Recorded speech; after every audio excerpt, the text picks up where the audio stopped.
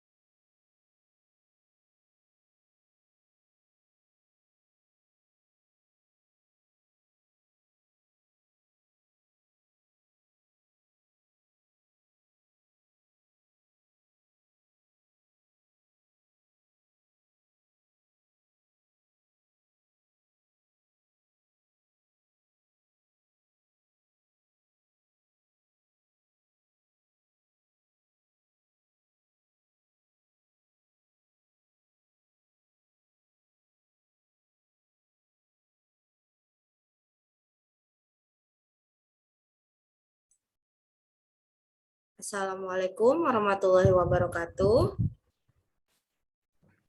Waalaikumsalam Waalaikumsalam warahmatullahi wabarakatuh. Selamat malam Pak Eko.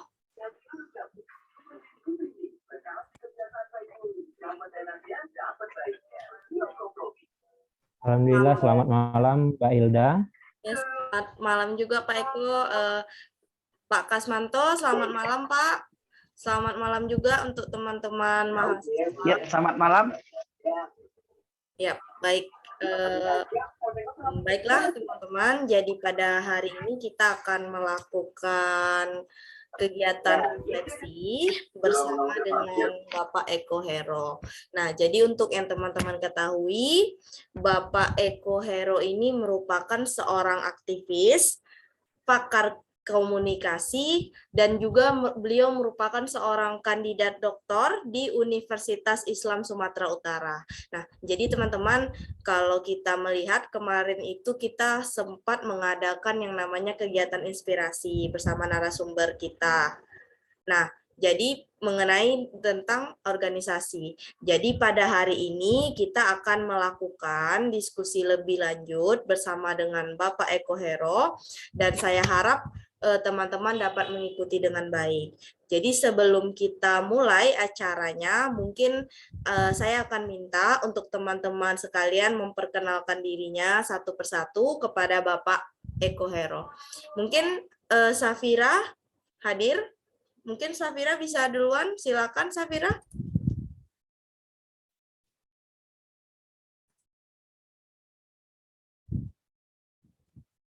Mega hadir.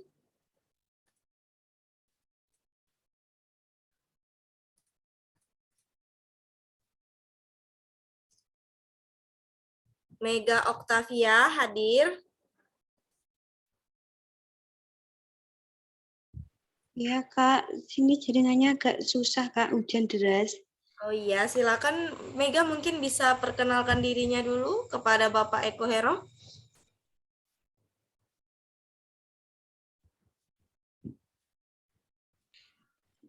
Baik Pak, perkenalkan nama saya Mega Oktavia Nurlaila dari Universitas PGRI Madiun, tinggalnya di Magetan, Jawa Timur. Selamat malam Mega. Apa kabare? Alhamdulillah Pak, sehat. Selanjutnya Aning hadir. Silakan Aning. Hadir Kak. Baik, selamat malam Bapak. Perkenalkan Selamat nama saya malam. Sari, asal dari Ponorogo, Jawa Timur, kampus asal Universitas PGRI Madiun. Suara saya kan? Iya. Selanjutnya Rizka. Silakan Rizka. Baik Kak Hilda. Selamat malam Bapak, selamat malam teman-teman. Selamat malam. Perkenalkan, nama saya Rizka Puji Widiarti. Saya tinggal di Kabupaten Ngawi, Jawa Timur, asal kampus Universitas PGRI Madiun. Terima kasih. Terima kasih juga. Muhammad Ya Firmansyah. Bapak. Firmansyah. Silakan. Baik, terima kasih Kak Hilda. Selamat malam semuanya. Perkenalkan, nama saya Muhammad Ali Firmansyah, asal dari Universitas Negeri Surabaya, asal kota dari Gresik, Jawa Timur. Terima kasih. Ineke, silakan Ineke. Ya Kak. Sebelumnya selamat malam. Perkenalkan, saya Ineke Natalia Lumban Gaol, asalnya dari Medan, Sumatera Utara, tapi kuliahnya di Universitas Jenderal Sudirman, Purwokerto. Terima kasih. Terima kasih Ineke. Risma hadir. Silakan Risma. Hadir Kak. Baik, bismillahirrahmanirrahim. Perkenalkan, saya Risma Dwi Anjani. Saya dari Bandung. Sekolahnya di Universitas Pendidikan Indonesia. Terima kasih Risma. Hastuti. Terima kasih. Hastuti Hairin, silakan. Ya, perkenalkan nama saya Astuti Hairin dari Probolinggo, Jawa Timur, kampus asal Universitas Nurul Jatid.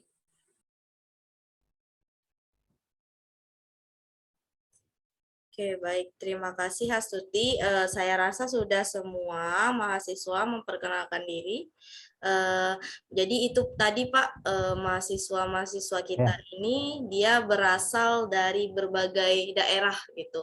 Jadi bukan hanya satu universitas, jadi dari berbagai macam universitas di Indonesia gitu. Jadi untuk kegiatan kita hari ini kita akan kita akan berdiskusi singkat mungkin Pak terkait dengan tema utama itu yaitu organisasi.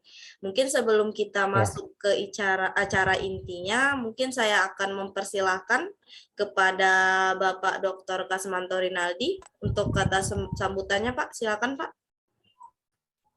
Ya, terima kasih Mbak Hilda. Selamat malam semua. Assalamualaikum warahmatullahi wabarakatuh. Waalaikumsalam warahmatullahi wabarakatuh. Terima kasih. Warahmatullahi wabarakatuh. Terima kasih untuk Mas Eko ya yang sudah meluangkan waktu dan kesempatan untuk berbagi ilmu dengan kami, baik itu dalam konteks teoritik yang beliau pahami maupun pada tataran empirik yang pernah beliau jalani, ya, sehingga ini nanti mampu memberi warna kepada mahasiswa kami yang mengikuti program dari kementerian, yakni program Modul Nusantara, sehingga kedepannya membuat kegiatan Modul Nusantara ini berasa manfaat untuk pengembangan prestasi dan organisasi mereka. Kemudian kami juga mengucapkan terima kasih kepada anak-anak kami yang tetap semangat hadir ya dalam rangka mengikuti tahapan-tahapan kegiatan Modul Nusantara ini. Sekali lagi kegiatan ini kita adakan bukan untuk menambah beban pikiran, tapi membuat kita belajar dari pengalaman-pengalaman orang yang mumpuni di bidang-bidang yang sudah kita tentukan. Mudah-mudahan ini menambah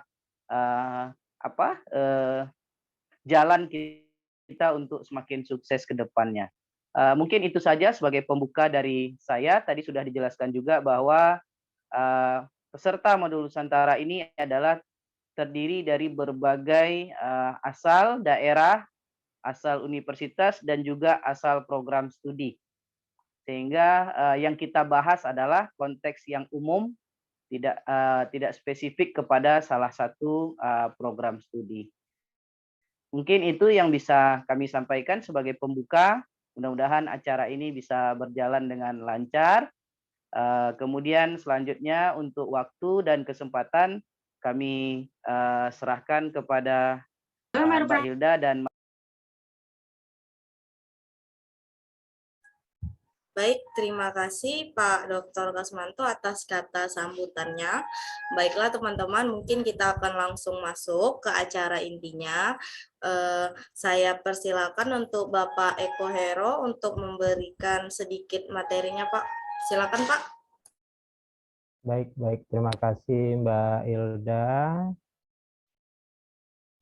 Bismillahirrahmanirrahim. Assalamualaikum warahmatullahi wabarakatuh. Waalaikumsalam warahmatullahi wabarakatuh. Baik, selamat malam kepada rekan-rekan mahasiswa semuanya. Apa kabar malam ini? Semoga dalam keadaan sehat walafiat. Dan kami cukup berbangga dengan kawan-kawan mahasiswa yang tergabung dalam forum Modul Nusantara ini di bawah bimbingannya Bapak Dr. Kasmanto Rinaldi. Dan perlu diketahui Bapak Dr. Kasmanto Rinaldi ini termasuk salah satu senior saya yang juga saya banyak mendapatkan informasi dan mendapatkan pengetahuan berkaitan dengan dunia keorganisasian. Baik, rekan-rekan yang berbahagia, puji syukur kita kehadirat Allah Subhanahu wa Ta'ala. Pada malam hari ini, saya secara pribadi dapat bertemu dengan rekan-rekan yang berada nun jauh di sana, ada yang di Pulau Jawa, dan hampir rata-rata di Pulau Jawa ya, cuman tadi ada satu yang berasal dari Sumatera Utara. Dan alhamdulillah juga melalui forum Modul Nusantara ini kita dapat berbagi ilmu, sekedar sharing informasi berkaitan dengan hal-hal yang pernah saya lakukan, pernah saya alami, dan saya yakin kawan-kawan jauh lebih baik dalam sisi berorganisasi. Kemudian salawat dan salam tidak lupa pula kita sampaikan kepada junjungan alam Nabi besar Muhammad Shallallahu Alaihi Wasallam dan mengucapkan Allahumma sholli ala sayyidina Muhammad wa ala ali sayyidina Muhammad. Baiklah kawan-kawan, berbicara tentang organisasi, saya tidak akan berbicara tentang bagaimana teori berorganisasi, ataupun saya tidak akan berbicara tentang bagaimana cara menjalankan organisasi, saya tidak berbicara tentang bagaimana memanage sebuah organisasi, karena ini semua adalah pekerjaan seni dan saya yakin masing-masing individu nantinya akan mengalami sesuatu yang fenomena yang akan ditemui ketika kawan-kawan nanti berkarya, berprestasi, berkarir di dunia organisasi, apapun itu organisasi. Nah, sebelum itu saya ingin coba perkenalkan diri saya terlebih dahulu. Nama saya Eko Hero. Saya lahir di Bengkalis. Bengkalis ini adalah sebuah pulau yang ada di ujung Pulau Sumatera, itu berdekatan dengan berada di wilayah perairan Selat Malaka. Kebetulan berseberangan dengan Malaysia. Kemudian pekerjaan saya hari ini adalah merupakan wakil dekan bidang kemahasiswaan, alumni, dan kerjasama di Fakultas Ilmu Komunikasi Universitas Islam Riau. Nah, di sini saya coba sampaikan ada beberapa sedikit pengalaman saya di bidang organisasi, dan mungkin pengalaman-pengalaman ini hanyalah sebagai wadah untuk saya bisa melakukan sesuatu yang mungkin di luar dari kebiasaan. Karena sebagai manusia kita juga, terutama kawan-kawan yang sebagai mahasiswa, tentu tidak juga begitu menyenangi satu bidang pekerjaan yang sifatnya monoton. Dan saya yakin juga sebagai mahasiswa, kawan-kawan membutuhkan yang namanya relasi. Dan saya yakin juga kawan-kawan sebagai mahasiswa yang membutuhkan ruang gerak, ruang pikir, dan ruang berinteraksi. Dan salah satu hal yang dapat kita petik dari sini adalah kita punya ruang untuk eksistensi diri yang jauh lebih baik. Baik kawan-kawan, nanti saya harap kita ada semacam dialog biasa, tidak terlalu formal sifatnya, dan agar diskusi kita pada malam ini kesannya jauh lebih santai. Berangkat dari judul yang saya sampaikan tadi di dalam sedikit slide PowerPoint yang saya tampilkan pada malam hari ini adalah saya ingin mengubah paradigma. Jadi saya lebih ingin menyentuh kepada sisi psikologi kawan-kawan, itu ingin mengubah paradigma berprestasi dan berkarya di dalam organisasi. Kenapa topik ini yang saya ambil? Alasan utamanya adalah berdasarkan fenomena-fenomena yang coba saya analisis, ada kecenderungan berorganisasi itu lebih kepada berorientasi pada ruang-ruang tertentu. Menjadi seorang aktivis politik di bidang mahasiswa, ada kecenderungan nanti akan dekat dengan kawan-kawan politikus, akan dekat dengan kawan-kawan birokrasi. Itu sebenarnya tidak salah, tetapi kalau itu yang dijadikan orientasi, maka intelektualitas kita sebagai seorang mahasiswa nanti itu akan tergerus sedikit demi sedikit, karena kita akan berada dalam ranah-ranah kepentingan. Mbak Hilda, mohon di next sekali lagi. Nah, apa yang ingin saya bangun paradigma di sini adalah saya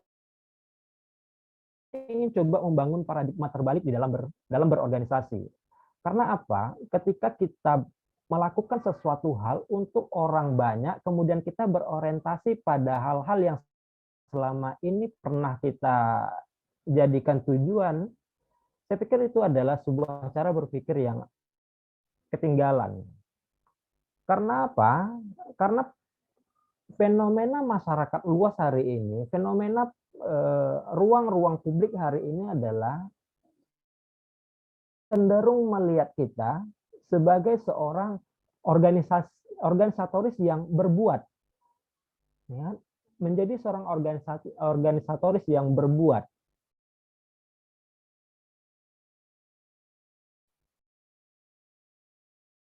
Nah, paradigma itu akan di dalam diri kita dengan cara berpikir anti mainstream. Mungkin dalam satu sisi akan menjadi kontroversi di banyak orang, tapi ketika proses ini berjalan dengan baik, maka kita akan menjadi sorotan utama dalam aspek yang lebih positif. Belum lagi mungkin di kawan-kawan mahasiswa sebahagian yang saya lihat ketika akan mengadakan sebuah kegiatan, ketika akan mengadakan sebuah aktivitas dalam organisasi, baik di level kampus, di level wilayah maupun di level nasional, akan hal-hal pertama yang selalu menjadi isu sentral di dalam organisasi itu adalah uang. Kalau ada uang, maka kegiatan kita jalan. Kalau ada uang, maka kegiatan kita akan sukses. Nah, ini yang coba saya putar balik, dan ini sudah saya lakukan berkali-kali di kelompok-kelompok organisasi di kampus saya. Ternyata ketika kita berorientasi tidak pada uang, apapun yang akan kita lakukan itu terlaksana. Ingat, ketika uang bukan menjadi hal dasar, semua kegiatan kita akan terlaksana, meskipun pada akhirnya kita memerlukan uang. Jadi berkegiatan bukan harus ada uang dulu baru bisa berkegiatan, tapi kita berpikir bagaimana tanpa uang kita bisa berkegiatan. Karena percayalah, ini kita agak sedikit sentuh ke wilayah-wilayah religius, manusia diminta untuk bertebaran di muka bumi untuk mencari rezeki. Artinya apa? Kita disuruh berkegiatan dulu baru menghasilkan uang. Bukan dikasih rezeki dulu baru diminta bertebaran di muka bumi. Nah, ini prinsip dasar yang mau tidak mau harus kita pegang. Nah, untuk bisa melakukan hal ini, saya ada satu konsep rukun yang coba saya buat. Boleh di next kan, Mbak Ilda? Nah, saya ada mengemas satu rukun wajib yang harus menjadi bahan kita untuk bisa berprestasi dan berkarya di dalam sebuah organisasi. Rukun ini mungkin kawan-kawan selalu dengar, tetapi tidak banyak yang kemudian menjadikan 5W 1H plus 1S ini menjadi salah satu indikator awal untuk bagaimana kawan-kawan kemudian berkarya di dalam sebuah organisasi. Nah, di dalam rukun ini ada 7 rukun yang saya pikir perlu kita perhitungkan, kita pertimbangkan untuk bagaimana kita bisa menjalankan sebuah organisasi. Yang pertama, dalam berprestasi dan berkarya, apa yang mau kita buat? Apa yang mau kita buat? Dengan mengetahui apa yang mau kita buat, maka dengan sendirinya akan connect dengan siapa yang akan menerima atau menjadi sasaran dari kegiatan atau prestasi yang mau kita buat ini, atau karya yang mau kita buat ini.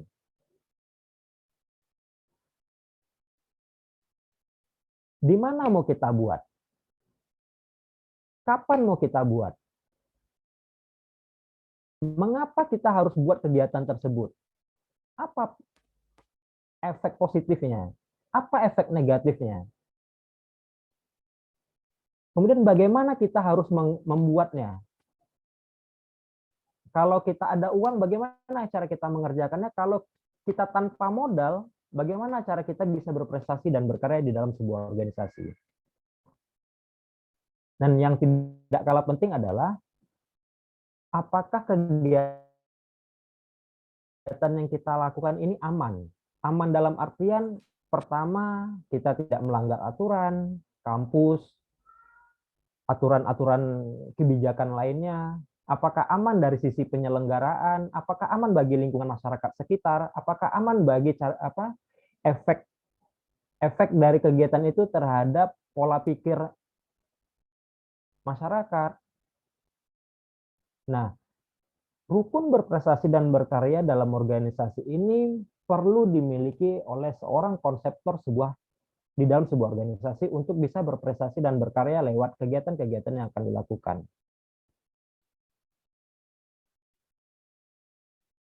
Karena apa? Dengan 7 poin ini, ketika sudah kita matangkan di dalam kelompok kecil, maka ini akan menjadi base atau menjadi dasar dari kita untuk menghasilkan sebuah aktivitas organisasi yang keren.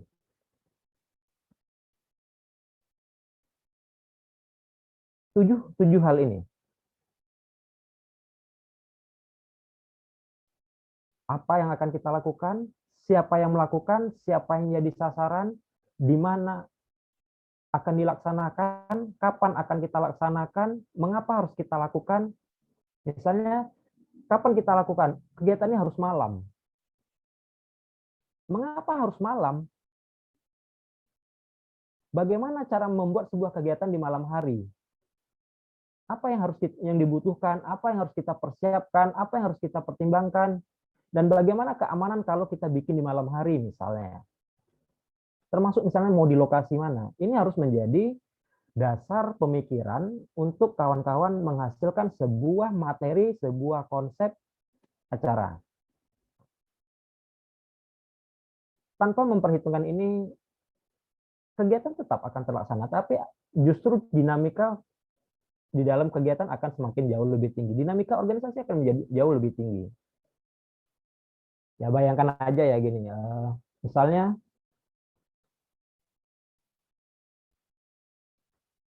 kita punya anggota organisasi 5 orang, 3 di antaranya adalah orang-orang yang dilarang keluar malam oleh orang tuanya. Tapi kita harus bikin malam juga kegiatan itu. Nggak bisa kalau ada matahari terbit. Nah, bagaimana ini dikonsepkan agar yang 3 orang ini mendapat izin dari orang tuanya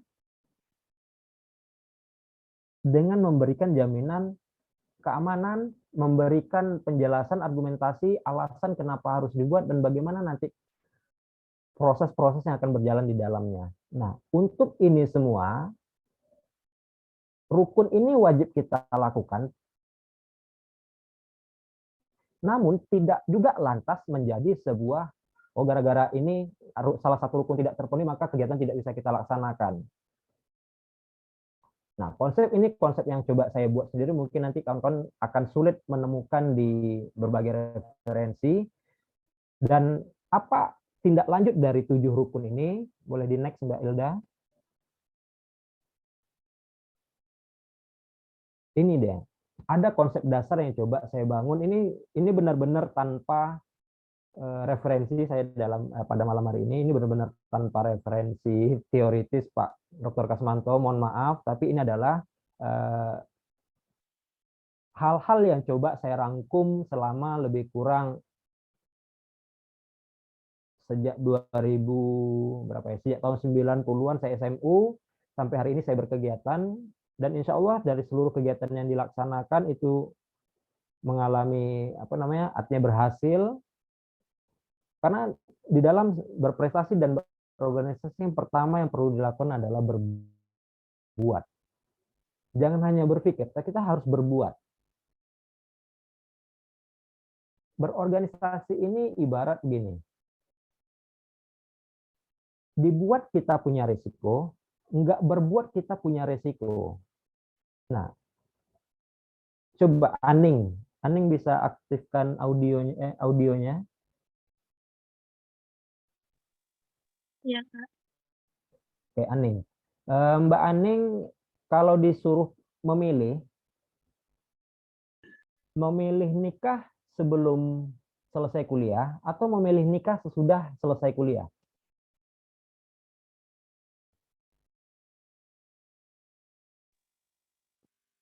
Maaf, suaranya putus-putus tadi. Oke. Ini adalah pertanyaan mental.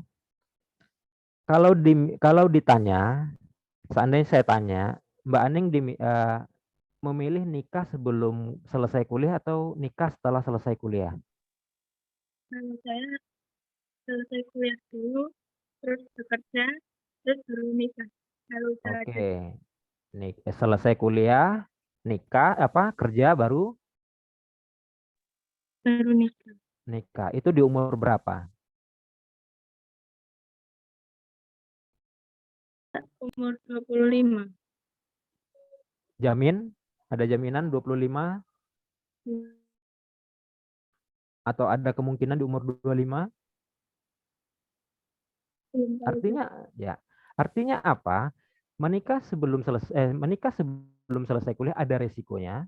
Menikah setelah selesai kuliah ada resikonya. Kita tinggal pilih salah satu. Karena resiko-resiko itu pasti akan kita hadapi, akan kita dapatkan. Berbuat kita ada resikonya. Mungkin gagal, mungkin tidak maksimal, mungkin tidak sebagus dengannya apa yang pernah senior kita buat. Tapi kalau kita tidak berbuat, kita tidak dapat pengalaman, kita tidak pernah tahu bagaimana dinamika yang ada, kita tidak pernah tahu kita tidak pernah mendapatkan relasi-relasinya, maka hal yang terbaik bagi seorang organisatoris adalah berbuat. Berbuat saja. Karena di dalam berbuat kita akan temukan berbagai kesalahan dan kesalahan itulah menjadi guru terbaik kita untuk kemudian memperbaikinya.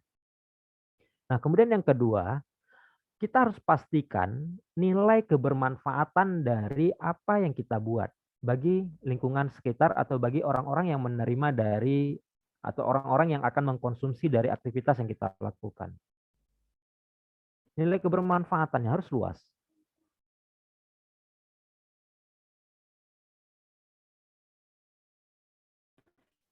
Kemudian pastikan nilai ibadah yang menjadi orientasi utama kita. Jangan sampai nanti berorganisasi, bikin kegiatan, punya pemikiran, oke, bikin kegiatan besar, dananya besar, maka aku harus dapat feedback yang besar juga dalam bentuk nominal. Jangan sampai arah ke sana. Maka kalau sudah itu yang menjadi orientasi, dimungkinkan, sangat dimungkinkan, kegiatan tidak akan berjalan dengan maksimal. Maka nilai ibadah yang menjadi poin utama. Sehingga apa? Sehingga segala sesuatu yang kita buat itu dengan campur tangan Allah atau campur tangan Tuhan itu akan mendapat respon dan respek yang besar dari orang-orang yang terkait. Dan yang keempat, kita memang benar-benar harus berani spekulatif. Karena apa? Sebagai seorang organisatoris memang harus benar-benar berani berspekulasi. Karena kalau tidak berani berspekulasi, maka kita hanya akan sibuk dengan memikirkan untung, rugi, berhasil tak berhasil, sukses tak sukses, maksimal atau tidak maksimal. Kita hanya akan berpikir di area sana saja. Yang kelima adalah apapun yang terjadi, karena tadi kita sudah berbuat, kita tahu resikonya apa, ya kita harus berani bertanggung jawab. Baik bertanggung jawab dalam bentuk apapun. Misalnya saja tadi Muhammad, siapa tadi namanya, membuat sebuah kegiatan, kemudian ternyata sebagai ketua panitia pelaksana, dalam kegiatan pendanaan kurang, dana yang dibutuhkan tidak mencukupi. Maka Muhammad harus pastikan dia yang akan bertanggung jawab dengan jalan apapun. Jadi saya pernah punya pengalaman pada saat pertama kali menyelenggarakan malam anugerah untuk mahasiswa, rekan-rekan komunikasi juga orang dan stakeholder yang terkait. Itu di awal berdasarkan hasil analisis kegiatan kita itu membutuhkan dana sedikitnya minimal itu 9 juta rupiah. Sedangkan ketersediaan dana pada masa itu hanya sekitar Rp800.000. Namun sebagai ketua Badan Eksekutif Mahasiswa, kemudian dia berani meyakinkan pihak fakultas bahwa kegiatan ini akan terlaksana dengan nominal yang demikian, dengan konsep acara yang lumayan megah. Ternyata di pertengahan jalan pendanaan itu berkurang sekitar 5 juta rupiah. Ternyata yang dibutuhkan keseluruhan itu ada sekitar 16 juta apa 15 juta rupiah. Dari sponsorship dan lain sebagainya telah terkumpul, ternyata masih kurang 6 juta rupiah. Dan apa yang dilakukan? Dia merelakan BPKB kendaraannya untuk disekolahkan.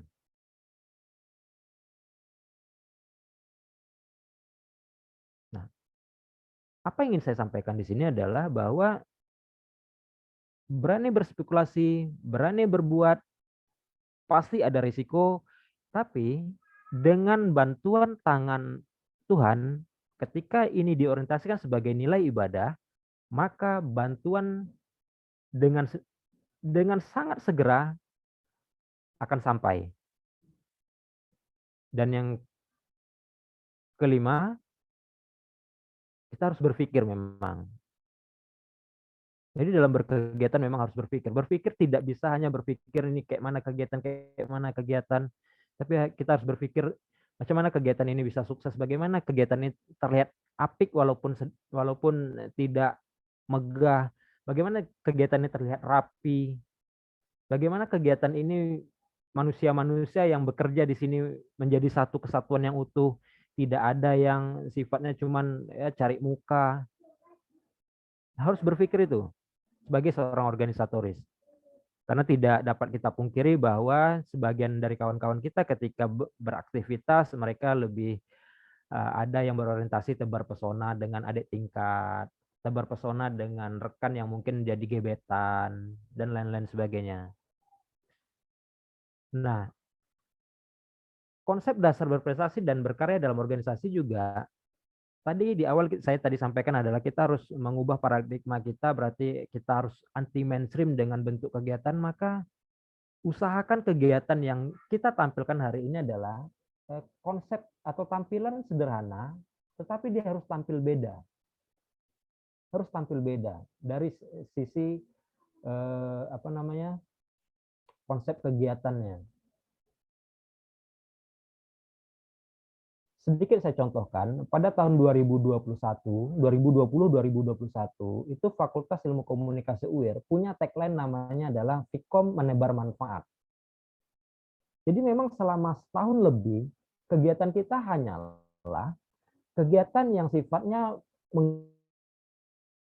menggalang donasi untuk kemudian kita sumbangkan ke pihak-pihak yang membutuhkan, termasuk sampai pada akhirnya kita tuh bisa membantu masyarakat merenovasi sebuah masjid. Nah, dari mana kita dapat uang? Kita membuat sebuah kegiatan yang ya kalau biasanya kalau di masjid itu ada bikin kue kemudian dilelang, nanti dananya akan kita donasikan kemana. Jadi ada nilai-nilai kesederhanaan yang mungkin selama ini agak sedikit tergerus, itu kita kembalikan. Kita bikin lomba mewarnai anak TK, lomba mewarnai untuk di level anak-anak TK, padahal secara di Fakultas Ilmu Komunikasi itu kita bicara tentang audio, kita bicara tentang visual, kita bicara tentang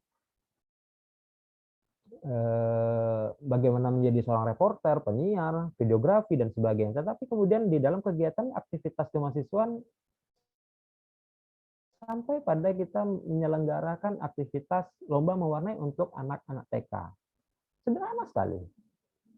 Namun apa? Karena kita orientasikan itu sebagai sebuah nilai ibadah dan punya nilai manfaat yang luas, akhirnya kegiatan itu diikuti oleh beberapa kelurahan dengan jumlah massa yang udah kayak parade gitu. Dan yang terakhir kita harus nekat. Memang benar harus nekat. Kalau nggak nekat, nggak jalan. Kalau nggak nekat, nggak jadi.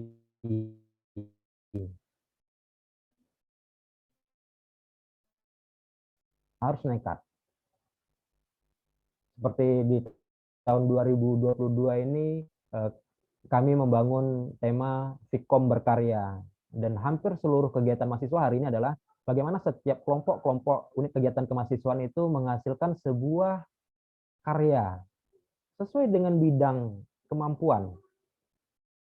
Seperti beberapa waktu yang lalu yang hari ini sedang progres, ada forum studi Islam.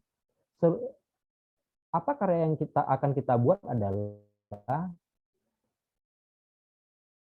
kami di forum studi Islam di kelompok mahasiswa ini sedang merancang sebuah buku bersama, di mana seluruh mahasiswa yang tergabung di dalam kelompok tersebut diwajibkan membuat sebuah artikel yang berkaitan dengan komunikasi.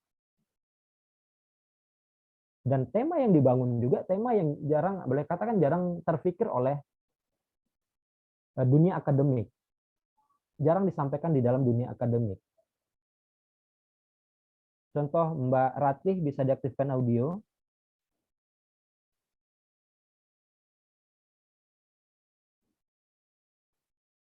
Mbak Ratih Milarani. Atau Mbak Hilda, Mbak Hilda.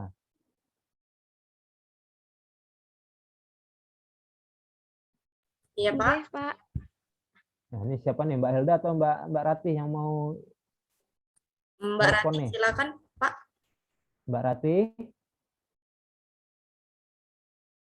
Iya, bagaimana ya, Pak? Ya, Mbak Ratih. Mbak Ratih pernah lihat daun? Lihat apa, Pak? Daun. Oh, Atau iya. bunga gitu. Bunga gitu. Pernah lihat ya? Nah, Pak. Apa yang Mbak Ratih pikirkan tentang daun dan bunga? Cantik, rapuh. Oke. Cantik, rapuh, berwarna. Cantik, rapuh, berwarna. Ini nggak lagi curhat kan? Enggak, Pak. Oh, enggak. Oke, sip, mantap.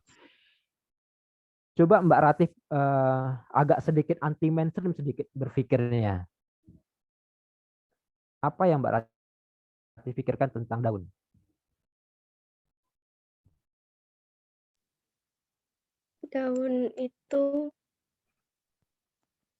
Daun itu warnanya apa, Mbak ya? Hijau ya? Hijau. Nah, apa yang Mbak Ratih pikirkan tentang warna hijau pada daun? Tapi agak sedikit anti mainstream ya. Agak sedikit nyeleneh pun boleh, nggak apa-apa.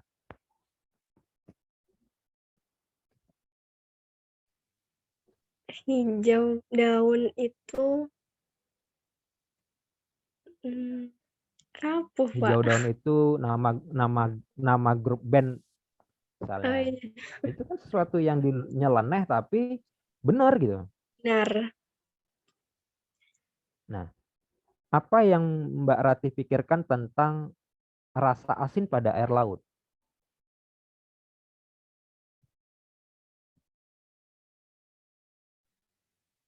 Nggak enak diminum.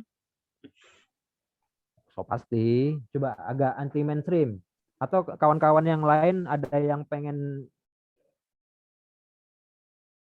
ngerespon, boleh diaktifkan aja audionya.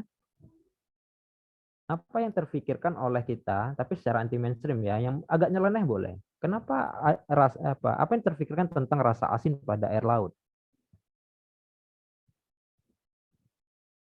Yang mungkin selama ini orang nggak tahu tapi nggak mikir ke sana gitu.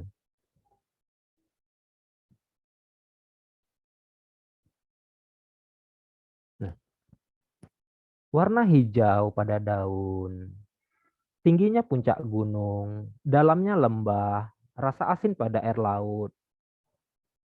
Kenapa hijau pada daun itu tidak sama hijaunya dalam satu dahan? Kenapa tinggi gunung itu tidak sama walaupun dia berdempetan? Kenapa rasa asin pada air laut itu tidak sama padahal laut itu satu kesatuan yang tidak terpisahkan, nyambung semuanya. Nah, ternyata itu adalah salah satu bentuk cara Tuhan berkomunikasi dengan kita tentang kebesarannya. Kita tahu itu, tapi mungkin tidak pernah terfikirkan atau tidak pernah terucapkan. Nah, saya bersama kawan-kawan Forum Studi Islam masing-masing membuat sebuah artikel tentang itu, kemudian dibukukan. Nah, artinya kan ada kegiatan organisasi yang memiliki nilai manfaat pada akhirnya nanti, baik mahasiswa yang bersangkutan maupun yang akan membacanya, dan itu pasti bernilai ibadah.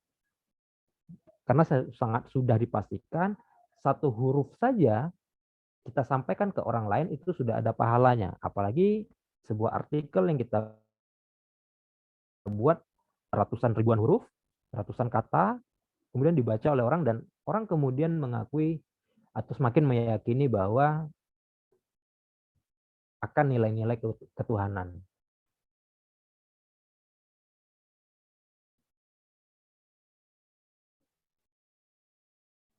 Apalagi ini kawan-kawan banyak yang di Madiun. Yang di Madiun ini dari sekolah keguruan ya rata-rata ya tadi. Ada yang dari sekolah keguruan. Nah, hal-hal seperti itu bagaimana bisa menjadi satu motivasi, satu inspirasi untuk berkegiatan di waktu-waktu berikutnya. Jadi jangan pernah dah ada uang baru buat kegiatan, tapi usahakan bagaimana dengan berkegiatan nanti kalian bisa menghasilkan uang. Ini adalah ciri-ciri kawan-kawan organisatoris yang kreatif, inovatif. Dan yang terakhir saya pikir Mbak Ilda, next. Ingat, kita hidup diminta hanya untuk berbuat dan bermanfaat. Cuman itu. Karena bagaimanapun Allah sudah menetapkan kita sebagai khalifah di muka bumi yang tugasnya hanyalah berbuat dan bermanfaat dan untuk sekitar. Dan sisanya biarkan Tuhan yang bekerja untuk kita. Rezeki, hubungan, masa depan, dan lain sebagainya. Biar Tuhan yang memikirkan. Kita hanya perlu berbuat dan bermanfaat. Baik, next Mbak Ilda.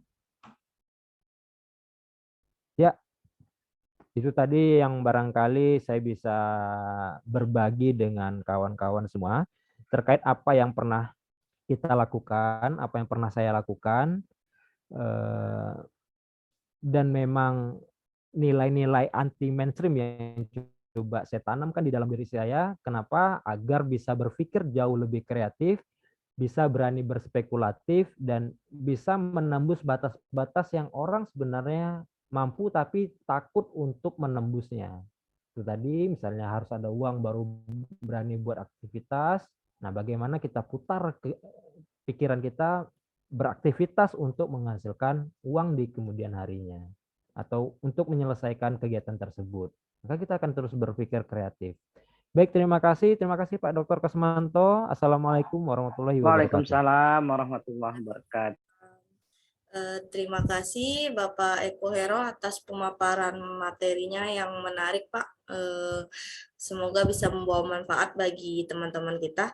Baiklah, mungkin sebelum kita masuk ke diskusi, saya tadi lupa menyampaikan bahwasanya Bapak Eko ini juga memiliki sekolah PAUD gitu dan juga aktif dalam organisasi anak dan perempuan.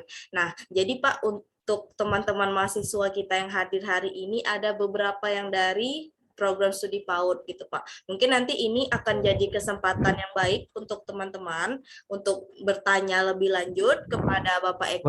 Boleh. Entah tentang organisasi atau tentang PAUD atau sebagainya. Mungkin kita langsung saja buka untuk tanya jawab. Ada yang ingin bertanya? Saya persilakan.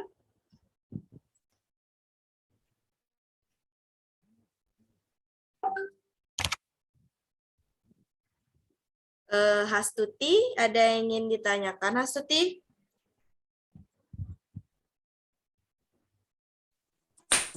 Ya, boleh Kak. Ya, silakan. Terima kasih atas kesempatannya. Saya ingin bertanya Pak, kebetulan saya di badan eksekutif mahasiswa. Banyak gitu yang daftar, ketika udah pelantikan perlahan anggota itu mulai hilang gitu, Pak. Itu yang mungkin kok mereka bisa seperti itu gitu. Itu sih Pak pertanyaannya. Terima kasih. Baik, Lanjut Pak. ini gimana Mbak Elda, ditampung dulu? Suti dari kampus mana Mbak? Dari Universitas Nurul Jadid Pak, di Jawa Timur. Oke ya Mbak. Kalau bicara tentang pada saat open recruitment anggota organisasi, itu memang kayak orang ngantri sembako Mbak ya. Tapi pas pada saat pelantikan ataupun setelah biasanya sampai pelantikan itu Mbak rame ya Mbak. Nanti setelah pelantikan mulai berangsur-angsur berkurang. Jadi dia gini, orientasi organisasi itu adalah panggilan jiwa sebenarnya. Nah, bukan panggilan teman. Jadi kalau panggilan jiwa, nggak ada pun temen konco areknya atau sahabatnya di situ, dia akan tetap bertahan. Tapi kalau organisasi kemudian karena panggilan teman, ya kan temannya kabur ya dia melo kabur deh, ya ikut kabur juga. Nah, apakah itu manajemennya yang salah? Enggak. Manajemennya enggak salah. Cuma alangkah baiknya kemudian ke depan Mbak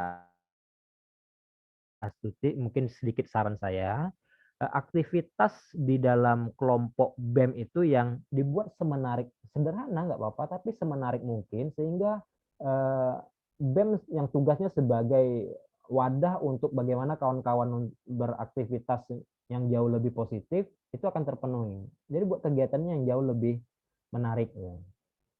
Ya sesekali boleh adakan debat akademik, sesekali kemudian juga dibuat ada festival musiknya, sesekali juga dibuat ada ya di sudut-sudut ruang dibikin pojok apa akustik kah namanya.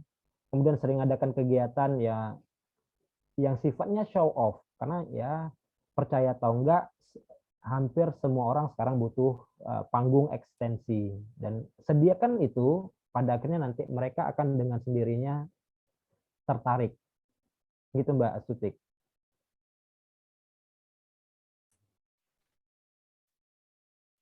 Baik, terima kasih Pak Eko Hero. Gimana Astuti? Ada yang ingin ditanyakan lagi? Mungkin mau nanya seputar yang lain dengan Pak Eko-nya juga boleh. Gimana Astuti? Cukup Kak, terima kasih. Oke, baik, terima kasih. Selanjutnya tadi si Ratih raise hand ya. Ratih ada yang ingin ditanyakan? Ratih? Baik, terima kasih Kak Hilda. Mohon maaf sebelumnya karena harus off cam. Karena di sini ramai lagi UAS. Izin bertanya Bapak. Iya. Saya tertarik terkait perkataan yang terakhir bahwa segala hal yang terjadi di bumi ini, baik itu manusia ataupun tumbuhan atau lain itu adalah cara Tuhan berkomunikasi pada kita. Ya. Dan itu kadang dalam organisasi pun kita nggak sadar bahwa Tuhan juga ikut andil dalam hal tersebut dengan tanda-tandanya. Cuman kadang kita mikirnya bahwa ada komunikasi yang memang langsung cepat nih tersampaikan pada kita, dan ada juga yang komunikasinya jangka panjang yang disampaikan oleh Tuhan melalui perantara. Nah, itu menurut saya pribadi mempengaruhi kita manajemen diri kita sendiri dalam organisasi. Nah, yang ingin saya tanyakan adalah apa yang harus kita lakukan agar kita sebagai organisasi itu juga paham bahwa apa yang terjadi di organisasi pun adalah apa yang disiapkan Tuhan atau treatment Tuhan untuk kita untuk lebih siap lagi di masyarakat. Seperti itu, Bapak. Terima kasih. Baik, Mbak Rati. Jadi tidak hanya di organisasi sebenarnya Mbak Rati, jadi di dalam kehidupan sehari-hari juga sebenarnya yang harus kita lakukan adalah berpikir positif. Kita harus berpikir positif, itu sih intinya. Jadi jangan sampai kemudian kita suuzon dengan Tuhan. Ngapa ya kok aku gagal? Kenapa ya kok organisasi ini susah kali ngurusin orangnya? Kita harus berpikir positif. Kenapa ya kawan-kawan kok susah kali diajak ngumpul misalnya? Kita harus berpikir positif. Berarti Tuhan sedang memberikan ruang bagi kita untuk belajar bagaimana membangun partisipasi kepada kawan-kawan. Berarti kita yang harus belajar, kita yang harus sering ngulik, kita yang harus sering mencoba, sering bereksperimen. Itu yang terjadi. Cuman kan selama ini pemikiran yang kita bangun adalah mungkin orang ini malas, mungkin orangnya tidak suka sama saya, atau orang ini cuman pas ada acara makan-makan baru ngumpul. Jadi hal yang harus kita bangun dalam diri kita adalah bagaimana kita bisa berpikir positif. Kita hanya diminta untuk berbuat yang memiliki nilai manfaat. Sisanya biar Tuhan yang ngatur. Jadi apapun yang kita buat yang penting niat kita baik. Contoh, ini contoh paling sederhana nih, kawan-kawan kalangan mahasiswa ini tadi siapa tadi namanya Mbak Rati ya? Mbak Rati kalau self healing tuh ngapain ya? Bagaimana Pak, putus-putus suaranya? Oke, Mbak Rati kalau mau self healing itu ngapain? Biasanya saya nggak berkegiatan sama sekali dan menyendiri di kos sih Pak. Nilai manfaatnya apa bagi lingkungan sekitar? Kalau untuk lingkungan sekitar mungkin nggak ada ya Pak. Karena saya malah mengasingkan diri kadang kalau mau self healing. Nah, saya mau kasih masukan nih kepada Mbak Rati yang kalau lagi pengen self healing ya. Mbak Rati punya akun media sosial kan? Punya Bapak. Punya. Suka bikin kalimat atau posting-posting kalimat? Bikin apa Pak? Suka bikin quotes gitu atau Nggak posting pernah. quotes gitu. Coba. Nggak pernah post. Nah, ke depan mulai dari malam ini, siapapun yang ada di room ini, kalau lagi pengen mengobati dirinya, coba buat satu penggal kalimat posting. Bentuknya adalah kalimat motivasi. Posting, tapi bentuk kalimatnya adalah kalimat motivasi yang bisa menguatkan diri kita dan orang lain kalau kebetulan punya masalah kayak kita. Apa menilai manfaatnya? Nilai manfaatnya nanti ketika postingan-postingan kalimat quotes itu sudah berkumpul, misalnya sampailah 100 buah di dalam arsip Instagram kita. Kita kumpulkan ulang, kita cetak jadi sebuah buku motivasi. Keren kan? Nah, begitu Mbak Rati. Daripada Mbak Rati nanti sendiri di dalam kamar, di kos-kosan, kawan-kawan pada kuliah, kemudian masuklah khadam-khadam dari Arab Saudi, kalau dari Turki mendingan. Kalau dari Ethiopia atau dari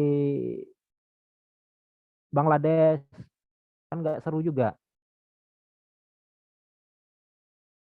Jadi hindari menyendiri, kalaupun menyendiri, di dalam menyendiri itu buatlah entah sebuah puisi atau apa.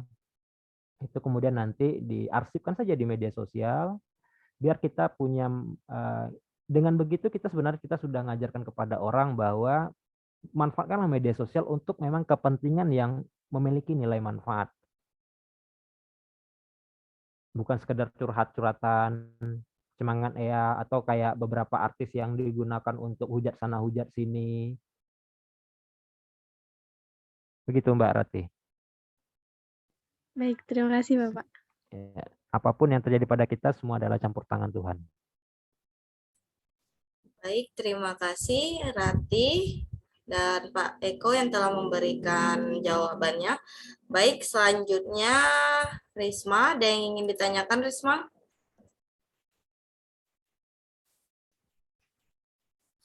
Silakan. Ya. Baik, terima kasih atas kesempatannya. Izin off cam. Ya, silakan Risma. Pertanyaan untuk Bapak Eko. Saya terkesan sama pertama first impression-nya karena namanya Hero belakangnya. Ini mau saya Saya kasih tahu izin nih. bertanya Itu dulu. itu singkatan itu. Oh, singkatan. Ya. Kirain namanya betulan Iya, Hero gitu, Pak. singkatan dari hemat di rantau orang. Baik. Oke. Saya ingin bertanya terkait organisasi, Pak. Sebenarnya ini Ya. pengalaman yang pernah saya alami. Saya pernah terjun ke dalam sebuah organisasi di mana organisasi tersebut itu tampak dari luar itu seperti organisasi yang baik, perfect gitu, Pak. Nah, begitu saya masuk ke dalamnya ternyata banyak paham-paham di sana itu yang bertentangan dengan prinsip yang saya pegang, terutama dengan prinsip dalam beragama seperti itu kan. Saya seorang Muslim. Nah, bagaimana cara saya untuk meluruskan organisasi tersebut? Padahal orang-orang dalam organisasi itu pun beragama Islam seperti itu dan saya cukup kesulitan pada waktu itu karena saya di sana hanya seorang diri yang membela hak-hak saya sebagai seorang Muslim. Pada intinya, di dalam organisasi itu saya terdesak hingga saya keluar seperti itu, Pak, untuk membela kebenaran di dalam sebuah organisasi itu dan saya kalah intinya seperti itu. Nah, apakah organisasi tersebut masih layak untuk saya perjuangkan kebenarannya ataukah saya mundur saja gitu, Pak, karena kayak saya sudah terbukti kalah suara untuk memperjuangkan kebenaran di dalam sebuah organisasi tersebut, seperti itu, Pak. Ya, Mbak Risma. Ada banyak sebenarnya organisasi yang demikian. Tidak juga mesti organisasi keagamaan, tapi organisasi-organisasi non keagamaan juga demikian. Ya, misalnya kita pegang prinsip bahwa jujur, akuntabel, transparan. Begitu masuk ke organisasi, ternyata di situ kita lihat ada permainan uang yang kotor misalnya. Nah, kan itu bertentangan juga dengan prinsip-prinsip nilai keagamaan. Nah, apakah kita harus memperbaiki itu, atau kita mundur, atau bagaimana? Saya teringat dengan apakah ini hadis atau ayat Al-Quran bahwa ketika kita melihat sebuah ketika kita melihat sebuah kezaliman, maka kita bisa melakukan 3 hal, yaitu pertama dengan tangan, yang kemudian dengan apa lagi ya, dan akhir yang terakhir dengan tangan, dengan lidah, dan dengan diam. Kita tinggal pilih. Dengan tangan atau dengan kuasa yang kita miliki tidak mampu, maka yang bisa kita lakukan adalah dengan lidah atau dengan menyampaikan. Ketika lidah juga ketika menyampaikan tidak memberikan efek positif, maka tugas kita adalah diam dan mendoakan. Mendoakan agar mereka lurus, agar mereka kembali sebagaimana nilai-nilai yang keagamaan yang diajarkan terhadap mereka. Itu yang pertama. Nah, apakah Mbak Risma harus tetap meluruskan itu semua? Boleh Mbak Risma. Mbak Risma boleh tetap berada di dalam itu, tetapi dengan prinsip kuat yang harus tetap dipegang. Nah, bagaimana cara meluruskannya? Saya yakin hari ini kalau udah kita minoritas, maka kuasa minoritas juga tidak akan bisa mempengaruhi mayoritas, sulit. Kalimat yang kita keluarkan sebagai minoritas juga susah untuk memprovokasi atau merestrukturisasi dari kebiasaan yang mereka lakukan. Maka kita bisa lakukan dengan, selain doa, kita bisa melakukan dengan kekuatan pikiran kita. Bagaimana caranya? Mungkin Mbak Risma pernah dengar bahwa senjata yang paling tajam itu adalah apa, Mbak Risma? Doa, Pak. Senjata yang paling tajam itu adalah Doa. ujung pena, Mbak Risma. Oh, Ya, ujung pena. kalau Mohon kalau maaf, Kak. nggak apa-apa. Kalau sekarang kan nggak ada pena lagi, udah yang ada itu adalah keyboard di laptop ataupun di handphone kita. Kita bisa mengeluarkan pemikiran kita bisa mengeluarkan semacam rilis kah namanya, kita bisa mengeluarkan surat terbuka kah namanya, kita bisa melakukan apapun lewat tulisan untuk bagaimana bisa memperbaiki sistem tersebut. Nah, diamnya kita ada resiko, berbuatnya kita ada resiko. Kita tinggal pilih resiko mana yang kita lakukan. Kalau diam risikonya kecil, tapi tidak ada perubahan terhadap kezaliman yang terjadi atau ketidakbenaran itu. Tidak akan ada perubahan. Tapi ketika kita berbuat, mungkin efek ke diri kita akan besar, namun ada perubahan nanti yang akan terjadi. Ini mungkin saya analogikan, Mbak Elda ya. Kebetulan saya punya PAUD. Dengan modal besar awalnya saya dirikan dengan orientasi bisnis, alhamdulillah Mbak Elda, ludes. Modal ratusan juta itu ludes. Akhirnya apa? Saya coba kemudian berpikir terbalik bahwa aku harus tetap punya sekolah, tapi orientasinya adalah nilai ibadah. Dan benar, anak-anak yang sekolah di sana adalah anak-anak yang tidak mungkin masuk ke PAUD-PAUD yang berbayar atau berbiaya tinggi. Dan bahkan ada yang orang tuanya yang memang tidak mampu sama sekali, tapi pengen anaknya sekolah juga. Akhirnya kami melakukan upaya subsidi silang. Subsidi silang bagaimana? Yang punya kemampuan tetap bayar dengan uang, yang tidak mampu bayar malah mereka mengumpulkan botol-botol ini air mineral yang mereka setiap minggu mereka wajib mengumpulkan itu minimal 10 sampai 15. Kemudian botol-botol itu dari beberapa orang tua wali murid, kita bekerja sama dengan bank sampah. Nah, ketika sampai di bank sampah itu kan memiliki nilai finansial tuh.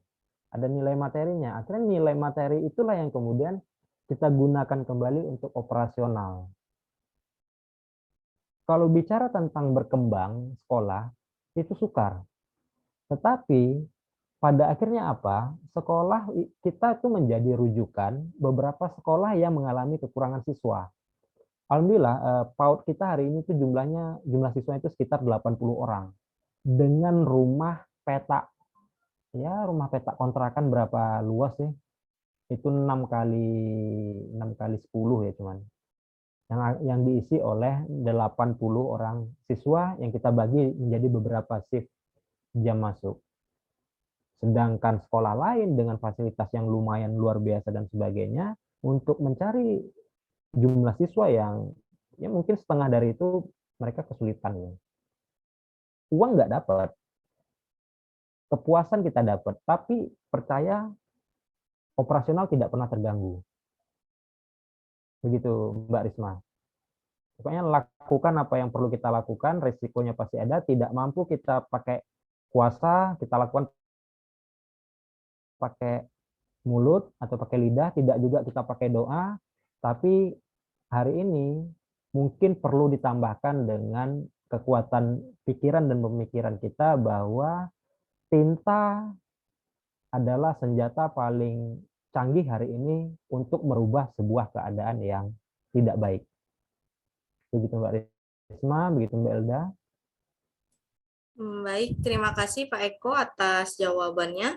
Mungkin satu pertanyaan lagi, ada yang ingin bertanya?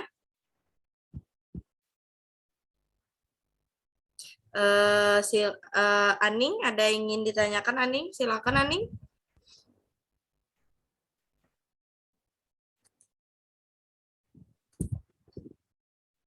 Aning hadir? Siti? Hadir, Kak. Silakan Siti, ada yang ingin ditanyakan? Baik Kak, mungkin izin bertanya Bapak Ya, silakan. terkait kepemimpinan. Saya juga kebetulan merupakan anggota staf BEM yang sekarang mungkin ada di penghujung kepemimpinan, kayak sekarang tuh lagi krisis kepemimpinan kan, sudah mulai akan berganti pemimpin. Nah, kebetulan di kampus tuh, apa ya, kandidatnya tuh apa ya, masih kurang gitu, cuman ada satu dan itu pun satu juga kemarin tuh masih single, jadi belum ada, apa ya, belum ada wakilnya. Tapi sudah lama, sudah apa ya, sudah beberapa apa ya, sudah beberapa waktu kemudian apa ya, belum dapat gitu kan. Dan muncul satu kandidat lagi.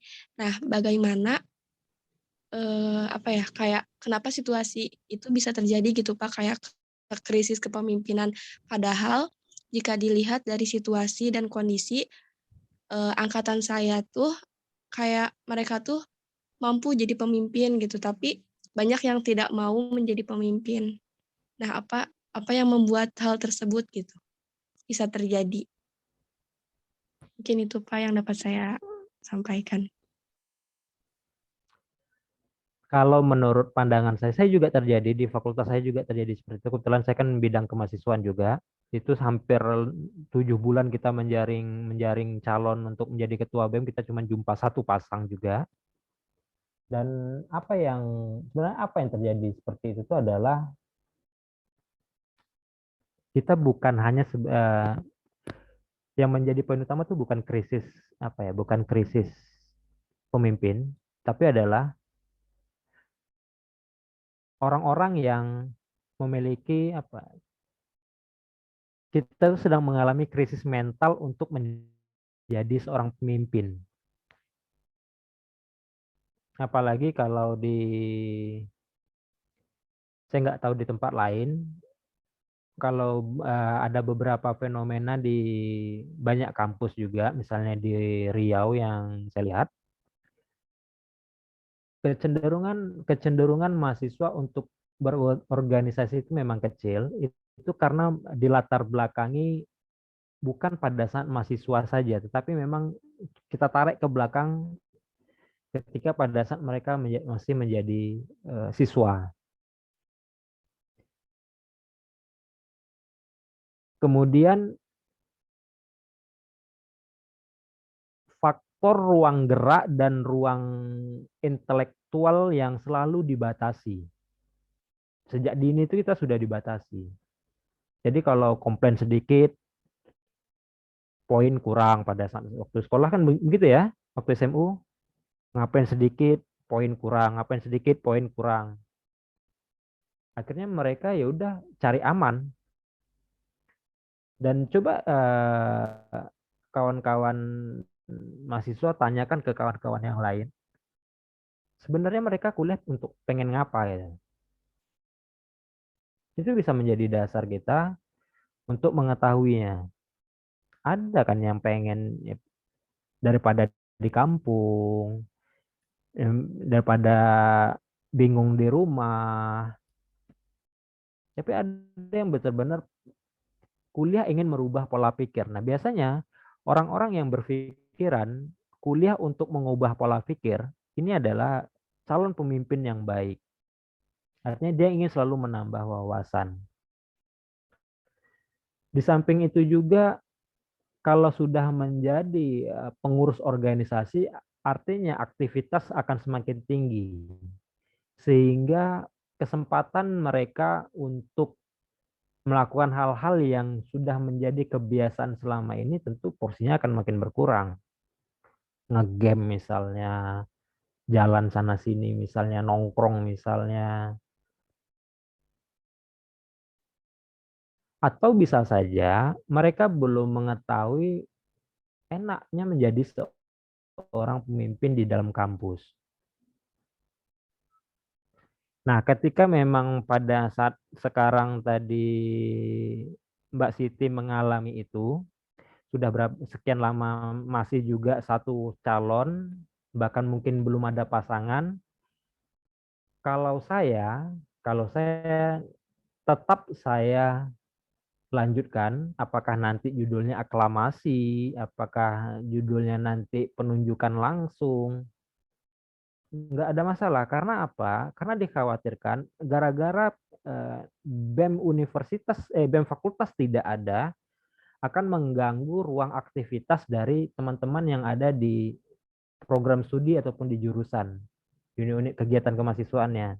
Karena kalau di kampus saya misalnya, unit kegiatan mahasiswa di level prodi baru bisa mengajukan kegiatan apabila ditandatangani oleh ketua BEM, apabila ditandatangani oleh wakil dekan 3, apabila ditandatangani oleh dekan, baru nanti diakomodir oleh pihak universitas. Tapi jika salah satu unsur dari hal tersebut tidak ada, maka secara prosedural pihak universitas tidak bisa mengakomodir kegiatan apapun di unit tersebut. Jadi kalau ditanya kenapa, ya karena memang banyak faktor sih Mbak Elda, Mbak Siti, salah satunya benar mental, atau takut aktivitas-aktivitas yang menyenangkan hilang dari kehidupan dia pada saat ini. Terima kasih Mbak Elda.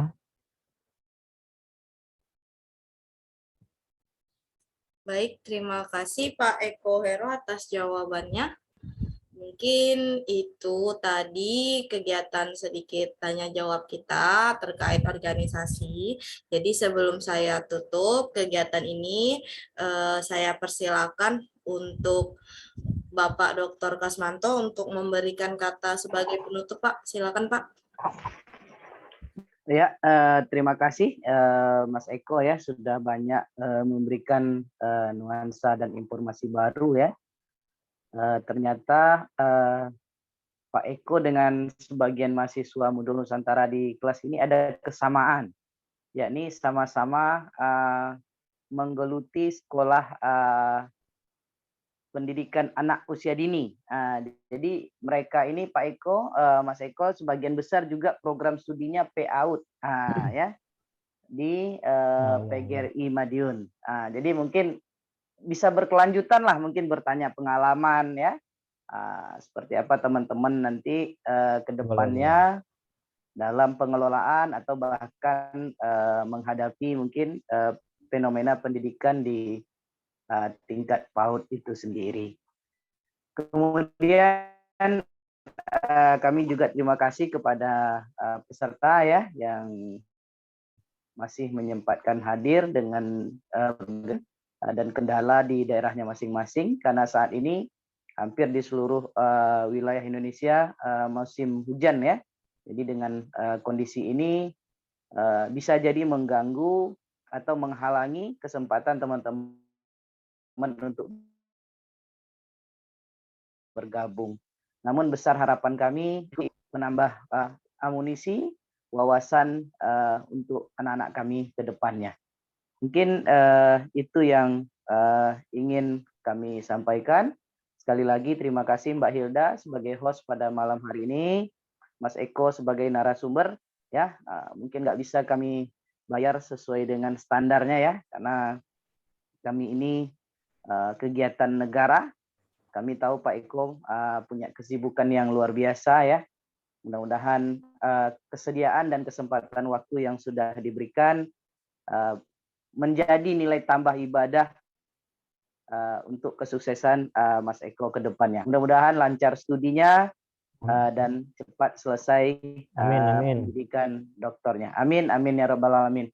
Demikian, silakan Mbak Hilda untuk ditutup. Semoga timnas jaya selalu. Amin. Baik Pak Kasmanto, terima kasih atas kata penutupnya. Ini teman-teman sekedar informasi dari Bapak Eko. Jadi kalau kalian mau diskusi dan sharing terkait informasi atau seputar organisasi atau bagaimana, mungkin kalian bisa follow IG-nya Bapak Eko yaitu Sialang Malam dan FB-nya Eko Hero. Nah, jadi teman-teman mungkin yang ingin bertanya lebih lanjut. Sialang Malam Mbak Elda. Sialang Malam, iya Pak. Sialang Malam. Ya, Sialang Malam. Oke, baik Pak. Itu teman-teman bisa dilihat di chat kita, di chat Zoom-nya. Nah, baik teman-teman, dengan berakhirnya acara ini, mungkin saya minta untuk mahasiswa yang masih off cam untuk hidupkan kameranya sebentar karena kita akan proses dokumentasi. Yap, baik, Rati, Siti, Firmansyah, dan Rika, silakan. Oke, baik, saya hitung. 1, 2, 3. Sekali lagi. 1, 2, 3. Baik, terima kasih atas atensinya pada hari ini. Kami mengucapkan banyak terima kasih kepada Bapak Eko Hero atas informasi yang diberikan pada malam hari ini, Pak. Sangat bermanfaat, terutama bagi teman-teman kita mahasiswa. Terima kasih sekali lagi Bapak Eko Hero. Terima kasih teman-teman mahasiswa. Akhir kata saya ucapkan terima kasih. Wabillahi taufiq wal hidayah. Wassalamualaikum warahmatullahi wabarakatuh. Waalaikumsalam warahmatullahi wabarakatuh. Terima kasih Pak. Terima kasih Kak. Terima kasih Pak. Terima kasih Kak. Sama, terima kasih.